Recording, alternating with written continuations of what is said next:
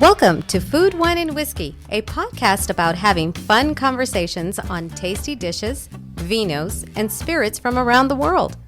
Rob is your host. He is an avid home chef, WSET Level 2 award in wine, and a whiskey drinker and collector. Time to set the table. Here's Rob. Hey everyone, welcome back to another episode of Food, Wine, and Whiskey. Thank you so much for joining us. And we have a great show on for tonight, a topic that I've been very interested in for a while, so I'm very excited to be able to dive in a little bit and have this conversation. And we have a couple of guests tonight, somebody who's been on the show before, Simon Solomon. How you doing, Simon? I'm fantastic, Rob. Nice to have you back. It's been a couple years. It has been a couple years, man. It hasn't been a couple years. It's been a couple, flying by already. Yeah, man. But glad to be back on and talk turkey here. Or Australian. Yeah, Australian turkey. Yeah, same thing. I mean, you're here, and I'm glad you're here. But the star of the show tonight, Mark Davidson, is here, and he's well, I'll let him introduce himself and talk about your accolades and where you've been, what you've done, because you've been around the globe. I mean, born in England and ended up in Australia and lived in a multitude of countries. And love wine, and it's been in the family for a long time. So yeah, I've done all this stuff, and I'm only 18. You can imagine that. You look great. You look fantastic, Mark. Mark Davidson. Now, you won't get accolades coming from me, but what I will say, so I was born in England, but my parents moved to Australia when I was a kid, I was 6 years old, and we moved to Australia, so I essentially grew up in Australia, but did all my schooling there, went through hotel school, hospitality, started in kitchens, but went to the front of the house, and then did what most Aussies do in their sort of early 20s. We go back to Europe and travel the world, starting in Europe, and traveled all over the place, and India, Africa. Yeah, I did the whole thing, lived and worked in London and used that as a base. Came back to Australia for it. I'd met a Canadian girl, so I seem to follow women around the world. But that's we all? That's for a different show. Yeah. Went to Canada for a while, and that's where I really got into. Just ended up sort of getting into wine a bit more, and then there was this one seminal moment, trying this wine, going, "That's it. I'm now going to focus my studies on wine," and became a sommelier. Did that in Vancouver, then started a wine school in Vancouver, and was doing that and teaching and doing all sorts of other things while working in restaurants. And then got approached. It's now 15 years. Crazy to think that I got approached by Wine Australia to work in the US because the image of Australia had changed, and they said, "Look, everyone's just they're not drinking things. Sales are declining. We need to hire some specialists to sort of engage with the trade and teach people about Australia." So I got hired to do that and worked in the US, starting out in that job, and then I did the job globally. So I was traveling around the world, going to China, going to parts of Asia, Scandinavia, Europe.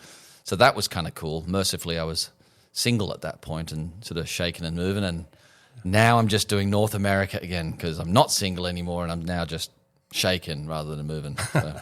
When we say North America, we're obviously thinking Canada. The U.S., Canada. Yeah, that's it. Yeah, U.S., Canada. Look, from time to time there'll be some other stuff that comes up, but not as frequently now. Okay. But no, I'm just mostly working in the U.S. and now obviously living in the U.S. So. Well, I do want to mention and let you talk a little bit about your book, because I've started reading it, and I think it's a great resource for people like me who don't know a lot about Australia, the history of wine in Australia, and just kind of exploring the world of wines in Australia. So talk a little bit about your book you have out. Yeah, I got approached. I mean, that's not my background. I've done a bit of writing, but mostly for myself and for teaching classes, and there's a structure to that sort of writing curriculum for programs and what have you. But got approached by the Classic Wine Library, which is a series of books that has been around for quite some time, but sort of was a bit quiet for a while. It's now coming to prominence again. And I got approached through various people, actually through a Texan guy called James Tidwell from Texom, said, "Hey, you should write this book." So, and I did. Took a while. COVID, interrupted. A full-time job interrupted. So eventually sort of wrote it, and then just got published in November last year. And it was fun because it's very much, the series is very condensed in the sense that every book is the same size. So I had to get Australia into the same size that, say, New Zealand was. And initially I was a bit nervous about that, but now that I'm finished, I'm very happy because it made me trim some things out, and it's a nice condensed book. And so it was a fun thing to write. It's called The Wines of Australia, so it's primarily focused on producers. So yes, there's history, yes, there's background, but then we get to a region, give you the lay of the land, and it's like, okay, And from just 100% my opinion, others might disagree, and they're welcome to write different things when they do their own book on Australia. Sure. But it's about, these are the producers I think, if you want to understand Barossa, these are the producers I think you need to look at. And by extension, Australia, in every region I've done that and said these are the ones.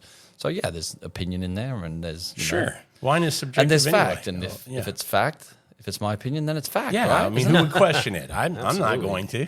So yeah, it was a really amazing experience for me, and not easy. And for anyone that's written a book that is listening, they'll know exactly what I'm talking about. There's it's hard writing a book. Yeah. But it's incredibly satisfying to like hold it and go, damn, I wrote that. Yeah. That's kind of cool. Yeah. Came out good. Yeah, it actually looks like I knew what I was doing.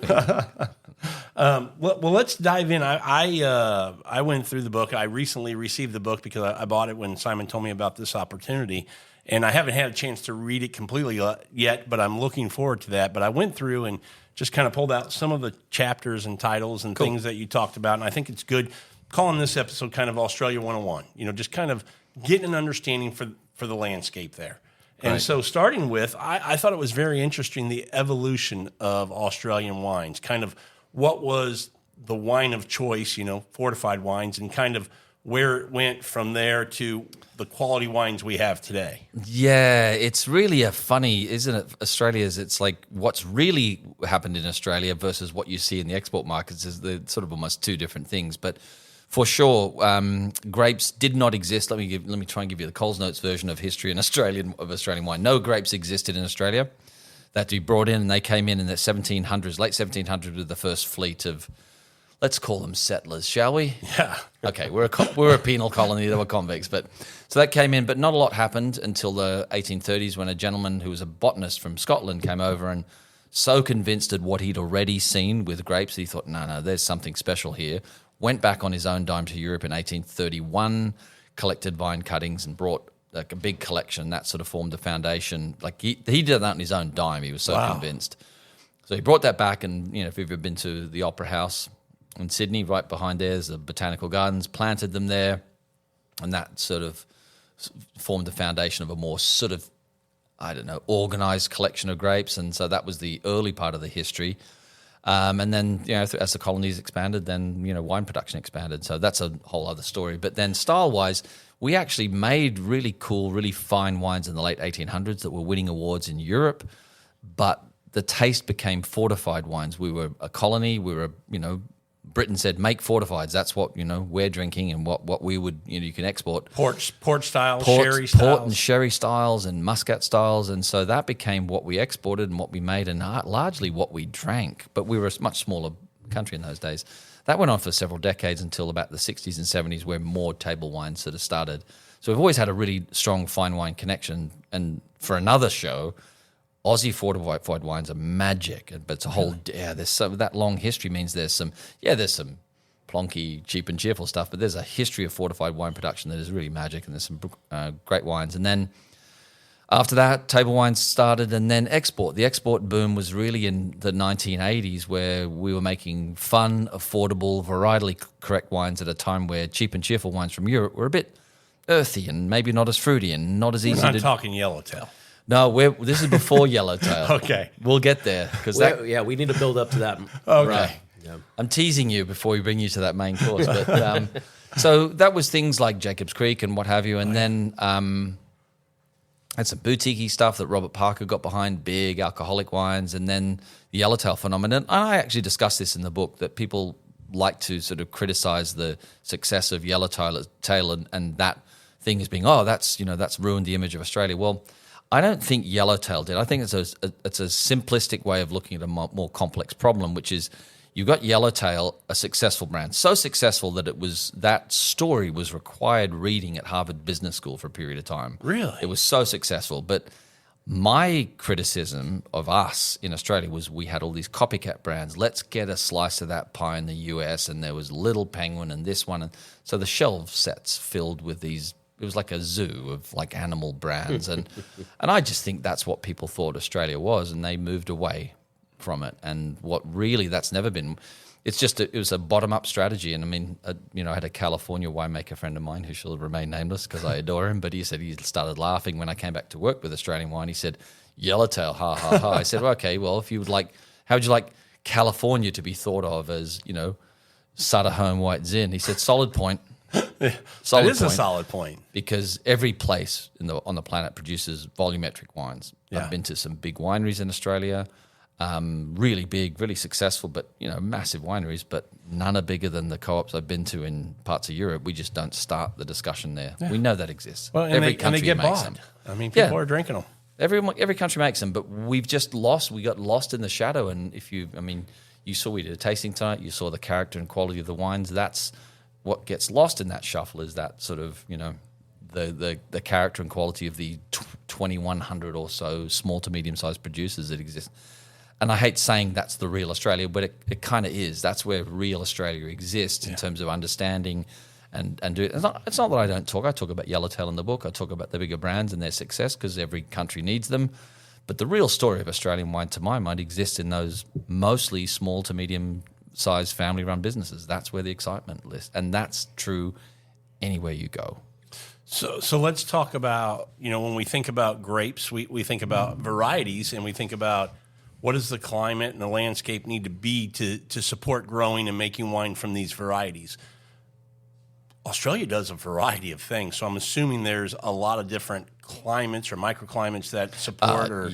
Yeah, and that's the other thing too, is that you've got, if you look at, most of the viticulture is centered in the south because it's cooler down there, and Australia overall is quite hot, either desert in the middle, tropical up north. So in the south is where it's mostly focused, but things are changing, things are shifting a little bit, and all the original, what we would now call traditional varieties that grew in Australia, came from Busby's collection. And when Busby went to Europe, he collected vine cuttings from the famous places, and France was it. And then, Germany a little bit, and then he went to fortified wine territory, so Spain and Portugal, and then South Africa on his way through, because that was a stop. So, I joke about this because you think, well, if actually back in 1832, Italy was not about fine wine, it was about wine, but there was no, none of those fine wines that existed.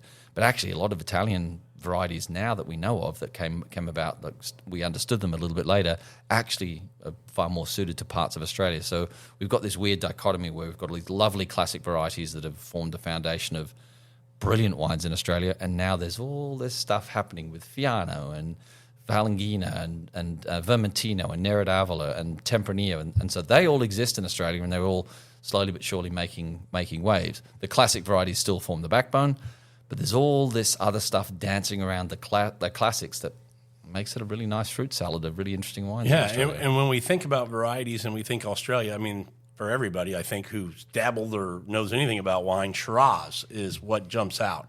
But I think, you tell me, Mark, is it the wine? We think Argentina, we think Malbec. So I think when we think Australia, we think Shiraz. But they make a lot of other great wines from different varieties. I'm not talking just good wines, but great wines.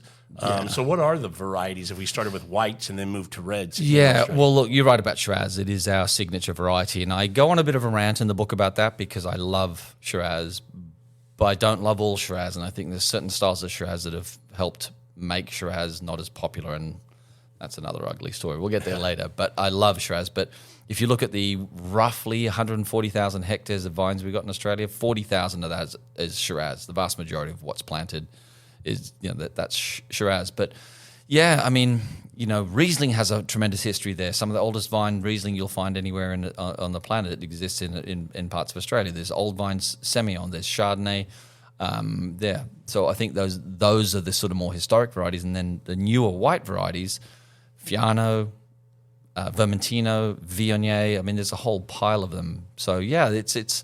I think there's over 100 commercially relevant varieties in Australia right now. That's impressive that you guys. And Semillon impresses me. Yeah, it's impressive. It's confusing to people because I can see that too. I get that all the time from media. What's the one thing Australia does well? It's like I won't answer it because there isn't. It's like nobody asks France that question. Yeah, that's good. They don't say, "Hey, what's the one thing France does well?" We do everything. What don't we do? We do everything well. Simon, I think we ought to get so. you in here a little bit. Sorry, I'm talking too much. No, Mark, we're here for you, man. I'm just a fly on the wall. But no, I mean, I love all that Mark's saying, and I think it's important to recognize that, Barossa Shiraz is not the only thing out there. And when we start exploring that, we really dive into the quality and the value. And I think that in these times, we need to look for that value and really look beyond our domestic wines. Trust me, I love domestic wines, but I think Australia represents a good value. And I think people need to look. Well, value is great, and I agree with you there, but just explore. You know, as somebody who's enjoying wine and drinking wine, don't limit yourself. We have so many friends who live in Napa, and we try very hard to, let's get you around the globe a little bit. But I think you're right about. I mean, people think because of what I do now, you drink Australian wines? No, I drink I drink broadly, consistently. That's just how my DNA is. It's my background. It's my history, and I drink everything from everywhere. Yeah, I'm lucky enough to get to try all the great wines from Australia fairly frequently. Not as frequently as I'd like, but for sure. And I think we're in a lovely time for consumers, and I think this feeds into where the challenges lie for Australia in the marketplace is that look how much great wine we have from all corners of the globe now. Yeah. We're lucky. Even when I got into wine, there are areas that were basically irrelevant that are now hot to trot. Sicily was not a hot to trot region when I got into wine in the 1980s. It's only 40 years ago, but it's not that long ago. Greek wines, dry Portuguese wines, nobody was even talking about. And there's so much brilliant stuff from all corners of the globe now. Classic regions, wines have never been better. There's wines from all over the globe, so we're lucky. Yeah. Consumers now are just spoilt rotten. We have so much access to so many cool things, but like you said, you've got to explore, you've got to remain curious. It's been one of my mottos for life when I got into wine, remain curious. The minute I stop being curious, I'm done. Oh, I agree. And I'm hoping, I don't know if it's chicken or the egg, which comes first, the demand here in the States for more Australian wines, or do you just bring them in and then we get to find them and explore and drink them? Because that's a good question. Sometimes it's like, man, I go to a shop and I'm like, hey, where's your Australian section? And it's like 8 bottles, or something like that. And the selections themselves make you lose the will to live. Yeah. Right? Yeah. It's not. I think demand does drive that what we have access to in the market. So, working as an importer, it is kind of the chicken or the egg situation. But I would say, what would you call that? The chicken, that we need the demand first. Yeah. Sometimes we do like to take chances on certain, regions or specific varieties or producers. But at the end of the day, we can't bring in wine just to sit here. So yeah, absolutely. So we want to kind of build that natural organic need in the market, or that want. And that's where people like Mark come in. Absolutely. To help us talk about this and understand it. Yeah, and it's a tricky, get it hyped up a little bit. This is a tricky subject because I've said this a few times. Even in this week, the reality is that you have to sell people on Australian wine, as you do for other countries. To be honest, it's not like people are striding into a store and going, "Hey, give me this Hunter Semi or whatever." And I used to always joke when I was working as a sommelier, because my servers would come up to me and say, I just sold a bottle of Camus, or I sold. No, you didn't. You took an order. There's a difference. That's exactly right. I like that answer. To sell means you got to put wine in, and doing just a simple little event tonight, it's like liquid to lips. Yeah. That's how it works. I had people today that were blown away. They didn't really know much about Australia. They come to all these things and they were blown away. And I think that's how it works, is that it's a small, organic sort of spread, and that people want it to be really quick. But I don't think the wine world's going to operate ever again the way it did maybe in the past, where all of a sudden this country's hot to trot and 100-case drops of things. I don't think that's how it's ever going to work anymore, because people are too curious. They're not as singular in their choices. People are more happy to explore. The average consumer's not, I'm a Merlot drinker. That's not what I'm seeing with the younger generation. They're happy to explore, and I like that. Absolutely. It means they're not going to stick all the time with everything that you would like them to. And if I was a younger consumer, I'd be drinking from everywhere around the world. But where does Australia fit? So, well, I think being able to explore the different varieties that they offer, because I'll tell you that you mentioned the wine tasting that we had tonight. That I don't remember the name of it. The $21 Chardonnay. Vas Felix Filius Chardonnay. Oh my gosh! I mean, you talk about bang for your buck, punching up. That thing is absolutely delicious. It was so funny because that was one of the little stars of the show, because there's a lot of people that they drink California Chardonnay, and not to trash California. I love good California Chardonnay, but it's hard to get that character and quality at $21 on the shelf. And so we had it, and we had their premium wine, the Heytesbury, which was, what was 80. that? 80. Yeah.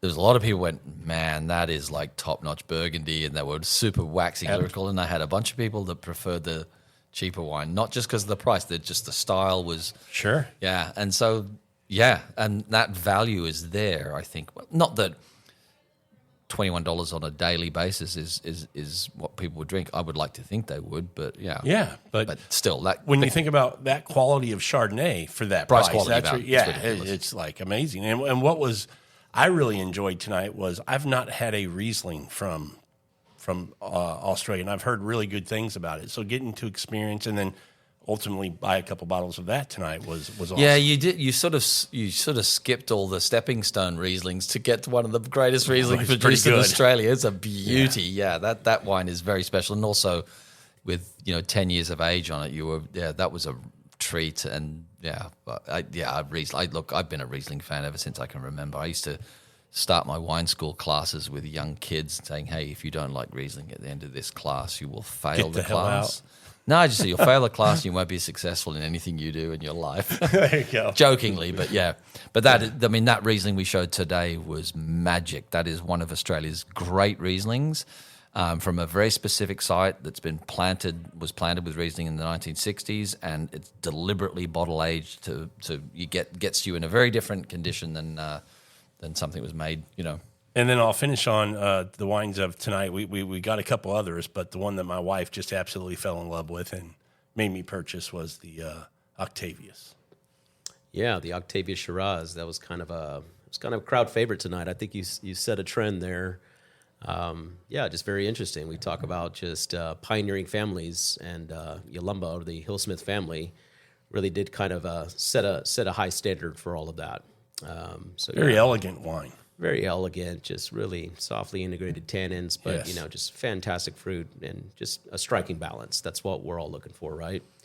Getting back to what you were saying about the demand in the market, I think we give kudos to retailers, like where we're at right now, and you take a look behind you, like you don't see most of these on common retail shelves, and we're Texas is a chain-driven market, but we like to give these guys kudos for helping us, get this general education out, and people like Mark coming to market. So, it's really interesting. I think Simon brings up a good point. I think when you think about, Australia has had its moment in the sun in large retail, and there'll be places for some volumetric brands going forward.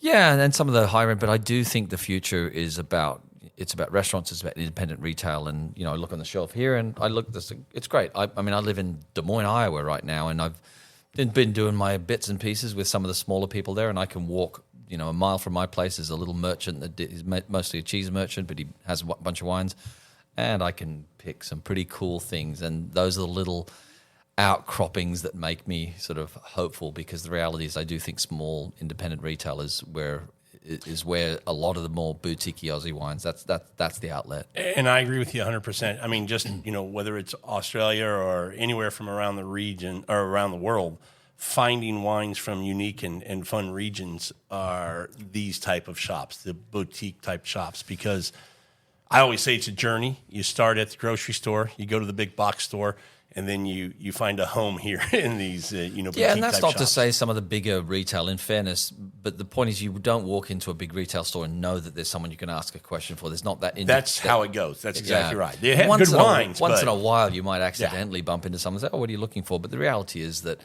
no one's going to help you say, "Hey, actually, I just tried this really cool something from Australia that you should probably have a look at." But that doesn't quite happen in the big retail.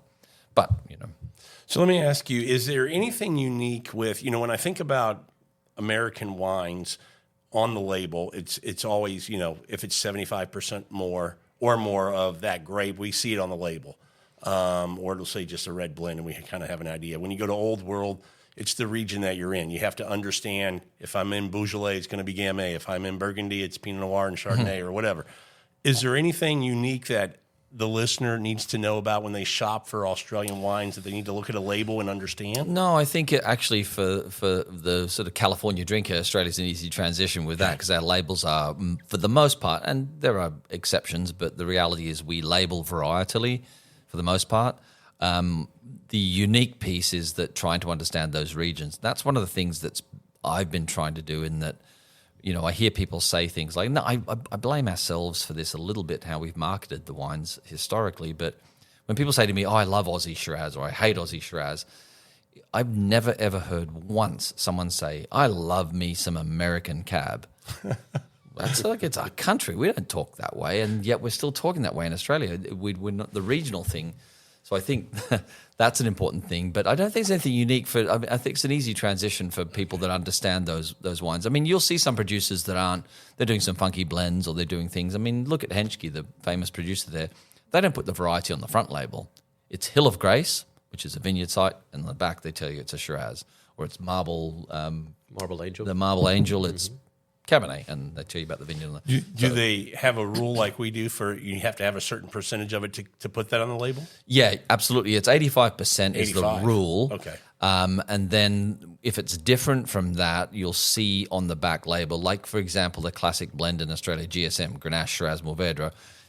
Whatever the leading variety is, that'll be the predominant variety in the blend, then the second, and then the third, and that's how it works. So there's definitely label integrity laws for that. But look, the Chardonnays we had were labeled as Chardonnay. They're all 100%. They don't have to be because there's a little leeway, but they're all 100%. So. Okay. Yeah. Very cool. Want to talk a little bit about when we think like Octavius tonight, old vines. What does that mean? Because you brought up a good point early on about the length of time that wine has been being made and vines have been in Australia. Because we think about America, and we don't have the history of vines like Australia does, not back to the 1700s. So no, I mean, the oldest vines right now, the 1700s, some of that stuff is probably not there, but now on record, it's one of my favorite subjects now because of something. How much time do we have? Do we have another 3 hours? We got time, yeah, absolutely. No, I love this because I do a whole section in the book on old vines, and you probably haven't got to that yet, but it's a really cool piece, largely because I've always been a fan of being able to talk about old vines, and I love it because within a 3 or 4 5 kilometer radius in the Barossa, you can visit Langmile's Shiraz vineyard planted in 1843, oldest Shiraz vineyard on the planet. You can go to Marco Cirillo's Grenache vineyard, 1848, oldest Grenache vineyard on the planet, because no phylloxera, ungrafted. And then a little bit down the road, there's the Mataro or Mourvèdre vineyard, 1853. That if you just went and look at them, that'd take you 20 minutes or half an hour, but you'll stand in the vineyard, so it'll take you longer. Yeah. But the reality is, so we've got all this old vine material, and there's lots of old, really cool things. The single largest collection of old vine plant material anywhere on the planet exists in Australia, this lovely new world country.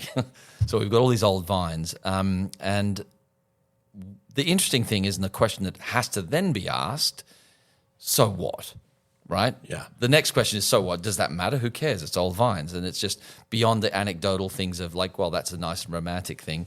And the cool thing is that the gentleman who I met, who's based in the Barossa, he did his PhD in old vines.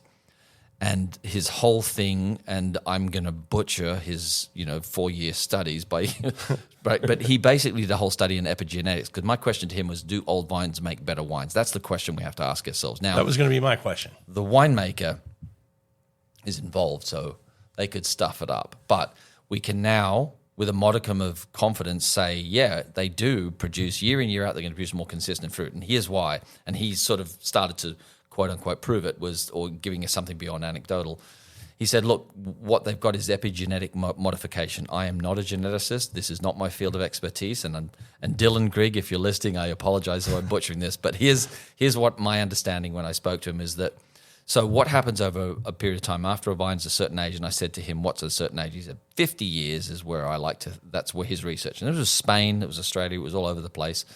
He said, what happens is that the plant develops its ability to bookmark weather events. It has this, and it's through epigenetic modification. He could explain it better. But the point is that, okay, this happened, so then it can set itself up for the future when it sees that sort of atmospheric drop in temperature or there's weather events. it'll set itself up to shut down early or do whatever it needs to do to adjust. And so year in, year out, those old vines are going to produce more consistent fruit, where other vines, when they're young, may not. So it's like, oh, actually, we can say that. Those old vines are different, and we do get better quality fruit. Now, presumption is the winemaker is going to do what he or she should do to make it a brilliant wine. But I kind of like that. That made me excited, because we would talk, oh, well, there's old deep roots and all these complexities that wines can have as a result. So I thought that was actually really exciting news for us, because they adjust. And when they adjust, or when we think about old vines, I've heard, and you can tell me if this is wrong or right, the yield will be less and less. And so the concentration and the quality of the fruit will be a little better. That's what I said to him, and he said, well, yes and no. It kind of depends. And he said, because in Australia, what we've got, the old vines we've got, they're ungrafted. So there's no American stock on that? Some are. The old vine stuff, no, absolutely. Okay. They're planted, because South Australia's got no phylloxera, so they're not grafted at all. Doesn't mean there aren't parts of Australia that are grafted. They absolutely are, for various other reasons, not the least of which is phylloxera, but it doesn't exist.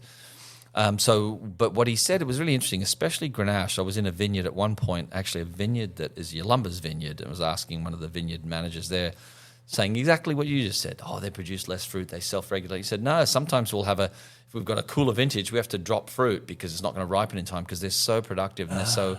And we're talking vines that were planted in the 1800s, and they're still... So I love that in terms of site suitability, right vines in the right place. And so by and large, yes, I think you're absolutely correct, but it depends. It depends on health and site and vintage. And it's like, yeah, I've stood next to some Grenache vineyards where it's like, well, what the hell, you're in better shape than me, and you're 150 years old. Yeah. It's like, yeah.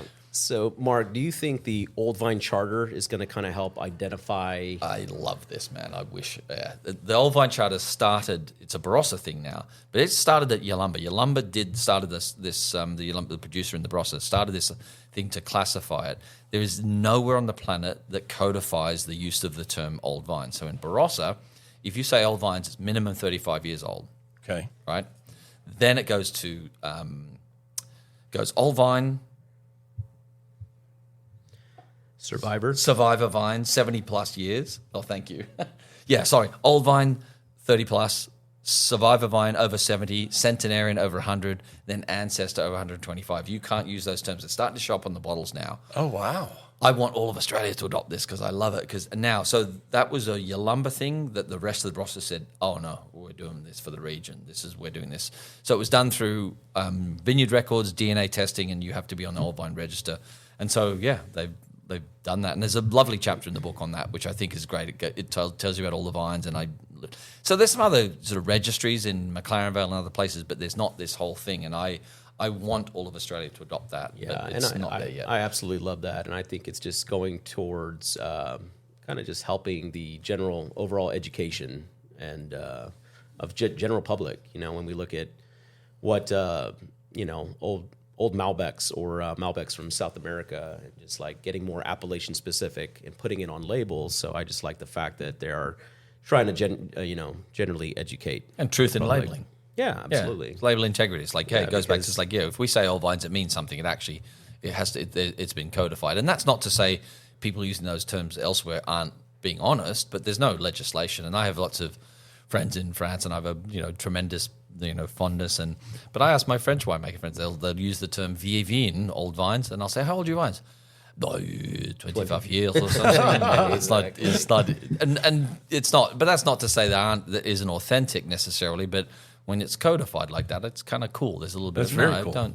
And so we're starting to see that on labels, and now that we can connect potential quality to those old vines, I think it's even better. We need to be proud. We need to be singing that stuff from the rooftops, but we're not. Now we need to do more of it, to my mind, because that's a special. I mean, you talked about unique. I don't think there's anything particularly unique in our labeling that would make it complicated for the American consumer, but that's unique. That's a bit more information that'll give you some indication of quality in the bottle. Yeah, that's unique for us, and it's also the fact we have so many old vines is really unique. That's what I was going to mention. I didn't realize there were that many old vines in Australia, but I guess when you think about how long it's been there, I guess it makes sense. Yeah, no, it's cool. I get excited with that. Yeah. Let's talk about, we talk about these, I think about the grapes of the world that everybody talks about, Cabernet and Merlot and Syrah or Shiraz and Pinot Noir and these grapes. But Australia is starting to make some great wines from other grapes. We touched a little bit on Riesling. You mentioned Fiano and some other grapes. What are some of the, I don't want to call them whites and reds that you are very excited about that Australia is really making an impact on? Well, it's called, we categorize them as alternative varieties. And there's a gentleman that's just written a book this year, a guy called Max Allen has written a brilliant book called Alternative Reality. And it's great. He's all about the alternative varieties. And I chatted with him and he said, I don't like the term either, but to me, alternative, I think of a hippie commune or something, but he said, look, it started 20 years ago at the Alternative Varieties Show and it's stuck. So we're keeping it that way. So these are considered alternative varieties. At some point they'll be mainstream. I'm not sure what the fine line is. But there's so much that you would be shocked at what's there. You can find Menthea there. You can find, there's 18 or so producers in Adelaide Hills making Grüne Veltliner. There's... Fiano, there's Vermentino. Is there Nebbiolo? Do I remember seeing that? There's Nebbiolo. Which is one that shocked me because I don't think of Nebbiolo out of Piedmont you don't see it very many places. No, it's inextricably connected to that one place, but you do see it from time to time. There's some excellent Nebbiolos from Australia. Barbera. I feel like the Italian varieties have really found a home in Australia. Absolutely. No, and that to me is exciting. The Southern Mediterranean and most of them Italian have been very, very prominent there. So... Look, there's so many, and there's a bunch of Greek varieties just about to come out of quarantine in Australia. Gino Mavro and a couple of others. Ariogitico, I think I'm saying that correctly. But there's a lot of... Is that a white wine? No, that's actually a red, but there's Acertico, which has been in the ground in Australia since 2006. So there's some cool stuff there. Yeah. But when I look at it, I'm happy to drink all of those, but for me, of those alternative varieties, and this is just 100% personal opinion, Fiano, some brilliant examples of Fiano, some really cool Vermentino, Nero d'Avola, which we'll probably have to change that because it's a place name, but Nero, there's some... Love that from Sicily. I love what they're capturing in Australia because I've been to Sicily and I love the versions there. A little bit of a roller coaster ride. Yeah. In Sicily, big and chunky versus quite beautifully perfumed, medium-bodied and perfumed and aromatic, and I get that in the best examples in Australia. But Montepulciano does really well, and that would be a little cluster that I'm sort of quietly quite excited about, but keen to see what the future holds. And I love when you've got all that sort of stuff dancing on the perimeter of all the classics because, hey, be hard to be bored. There's all sorts of cool stuff you can drink. Simon's got his work cut out for him. Get that stuff over here, dude. Oh, absolutely. I'm on it, man. I didn't know Montepulciano. I mean, we love a Abruzzo, so I mean that's awesome. Does really well in the Riverland, and actually a few other places. But I've had the best example I've had have been up in the Riverland, which is kind of cool. So yeah, Simon, you got your work cut out for you. Yeah, I mean, I'm super excited about all this. I feel like it's kind of funny to use the term tip of the iceberg with so much history in Australia. But yeah, what Mark is saying about new varietals come into play and just grown in a very unique region, I think it's going to be fun. And so yeah, again, a lot of work cut out for me, and we'll see what happens. And hopefully the demand kind of cranks up and. We start to see more independent retails get behind it, but, not even that. I think it's information is at the palm of our hand, and I think the general younger consumer is more leaning towards and just more looking for education and using apps and whatnot, and so I think it's going to be all helpful. It's going to be great. Well, let's finish by talking about the regions. I think anytime you go to another country, understanding the regions and the wines produced in those regions. If we could talk a little bit about, just quickly, those regions. Yeah, well, that was my lovely challenge in a book of that size to try and get 65 regions into a book. So there's that many regions in Australia. I mean, in fairness, though, it's easy to trim because there's a lot of smaller regions that we just don't see outside of the, who's heard of Peracuta? Oh, yeah, good point. How about nobody? But I the think point we is, could skip those tonight. Yeah. But yeah, exactly. But I think for me, the future, if people can get an understanding in the same way that people understand Napa or Sonoma here in the domestic market, or I might talk about Walla Walla in Washington or Willamette Valley, if we could get a half a dozen really sort of well established and regions that you can access enough wines from here in the US, we'd be in the right way. And so, to my mind, obviously Barossa. People do know Barossa, in fairness. Picking and choosing now, but certainly Barossa, McLaren Vale, Adelaide Hills, Clare Valley, they're all in a cluster there that Eden Valley. Yeah, Eden Valley is part of the greater Barossa, but yeah, absolutely. And then start talking about places like Yarra Valley, Hunter Valley, Mornington, and just getting a cluster of those wines where all, enough wines from all of those regions where people could get. And we need to promote them in that way. We need to stop talking Australian wine. We need to start talking regional wine. So we've been trying to do that for the last 15 years, but it takes time. It takes time. How do you help with that, Simon? Yeah, kind of just... the wines you bring in. The wines we bring in, and just more education. I think that, in the Somm wine nerd right now, the wine world right now, and between all the nerds out there, but... just like using the word Margaret River is kind of a buzzword. For sure. I think it's a hot thing, and it's been around for quite some time. Not as much history, obviously, as like Barossa and things like that, but just some fantastic Cabernet, Chardonnay coming out of that region, and it's just it's fantastic. But yeah, just generally trying to educate and bring in more options to the table. Yeah, because as a consumer myself and a lover of wine and wanting to explore, when I think of Australia, to your point, Mark, I think Australian wine, and I know that they make all these varieties. But if I want a badass Riesling, where do I go? I wouldn't necessarily know where to go. And that's more of the work that has to be done, because there's Riesling in a lot of regions, but there's probably two that really stand out, and that's Clare Valley and Eden Valley, and you pound that home. And then you saw tonight, I mean, the excitement that people had over Margaret River, for example, and Barossa, and that's just, I think that's our future, and we just have to. We can't do enough of that. We can't do enough of that sort of discussion. So, what about somebody? Let's finish with this. If they were traveling to Australia, and a lot of times people now want to take these wine trips. If I went to Australia, what would you recommend? Because we're talking about, would you say 68 different regions? Well, and also, that's the other thing. Is it a 1 week trip, a 2 week trip? There was a gentleman today said, I'm going to Australia and I'm going to be there for 2 weeks. I'm going to do this. You don't have enough time. Just remember, Australia fits into mainland US with 4% to spare. So if you went to the US for 2 weeks, what would you do? He said, not that much. I said, yeah, exactly. So you've got to kind of tidy it up a little bit. But there's plenty of places you can fly, but you can't not go and see Sydney when you arrive. So you got to put the wine aside for a moment and go see the Harbour Bridge and everything. Be a tourist for a day or two. I'm from Sydney, so I have to promote that. Melbourne and Adelaide, it's probably that sort of wine central in the sense that they're very close to some really classic regions. Within 45 minutes of Melbourne, Yarra Valley.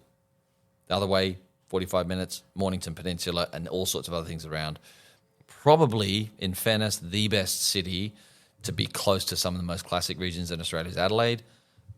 Hour and a half north, Clare Valley, hour and a half, or even an hour and hour to Barossa and Eden. Adelaide Hills is 25 minutes, McLaren Vale is 45 minutes south.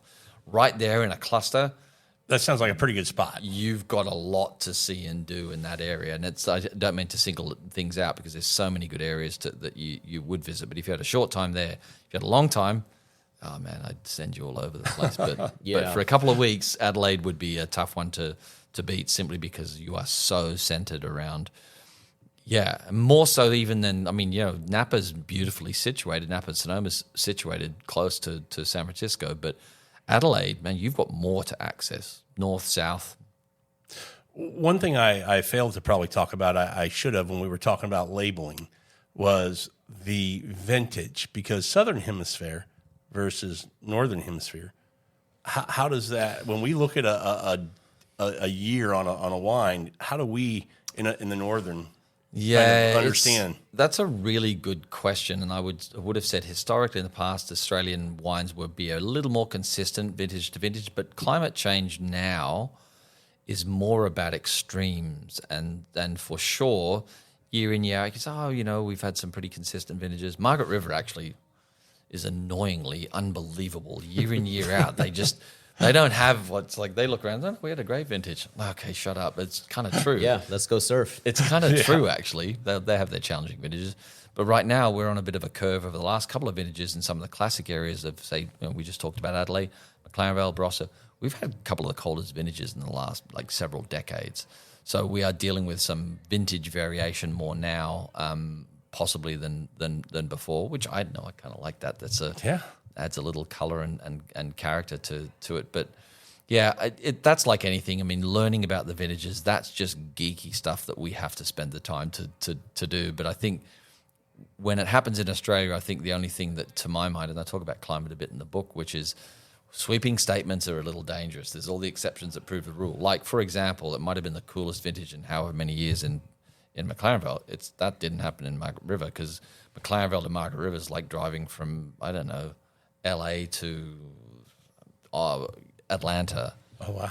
So, I completely made that distance up, but it's got to be fairly close. Fairly close, yeah. Yeah, that's pretty accurate. It's a long way. So they're different areas. So sweeping statements about, what was the weather like in Australia? I don't know. What was the weather like in America? Yeah. Yeah. Okay. Depends where you are. Yeah. So, yeah. Anyway, but vintage, I like it because that's the geeky stuff, but there's a lot of work going into sort of understanding that when people want to do the work, they'll do it. Well, we're going to close out the show. We talked about the book. They can find it on Amazon. That's where I found it. Where else can they get it if they want to shop somewhere else but Amazon? Yeah, look, what I'm very excited about, and I know some other people that have written books in this series, we're quite excited because the Académie du Vin just bought the Classic Wine Library, so they've got a slightly different distribution model. I don't know what that's going to mean. I think access is going to be better. Certainly to my Australian friends, it's going to be helpful because right now the Classic Wine Library is very much about Europe and England and the US. And I mean, I spent 30 years in Canada. My friends in Canada want to get it, and all the winery friends want to get it in Australia. It's a little bit difficult, but yes, right now Amazon is much more access is better, and so distribution should be better. But right now it's Amazon for sure. Is there anywhere you're on social media? Should people follow you? Is there anything? I didn't even ask you that earlier. But I'm this is my personal stuff. I'm on Instagram, and I'm not on Twitter anymore, or X, or B, whatever or FYZ, or I've forgotten it now. But I'm not on Twitter anymore. I think too many people yelling at each other. I got tired of it. But yeah, on Instagram, Vintage Mark Davo. Okay, they can follow me. Mostly it's pictures about wines that I like, my dog, and my family, and really cool dishes that I make. But yeah, hey, that's it. You'll learn some stuff. I'm always posting stuff about Aussie wines, and there'll be certain things that I get, okay, this is like amazing. Okay, you just said dishes and stuff. Are you a cook? I started in kitchens, I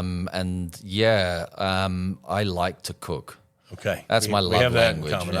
I love to cook. Yeah, and so and now not doing it commercially, like not working in kitchens, I've always just really enjoyed it. That's my solace. I'll sort of kick back and make some cool things. And so national food, is there a cuisine of Australia? I mean, I think we think steak or we think shrimp on the barbie, but I gotta think there's something a little bit more under the radar. No, there's not. I mean, I think really not. No, it's quite funny because one of my favorite authors wrote a book. He's a guy called Bill Bryson. He's from Des Moines, Iowa, strangely, which is where I live. Yeah. But he wrote a book on Australia called A Secret Country, and he loves Australia more than Australians do, and it's hilarious. But he wrote this really wonderful line. He said, Australians, Captain Cook discovered Australia. About 2 months later, La Perouse, a French explorer, cruised into the harbour. And actually, if you're in Sydney right now, there's a suburb called La Perouse. But it was by 3 months. 3 months. He was 3 months too late. And he said, for the sake of 3 months, it could have been a French island, and we'd have been spared 200 years of boring British cooking.